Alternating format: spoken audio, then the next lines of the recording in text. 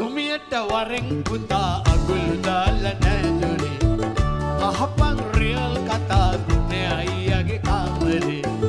ඉඩපන් side එකෙන් වාඩි වෙලා සුමිතුරේ මස්කට් පැණි කුල්ති තියනවා මගේ කාමරේ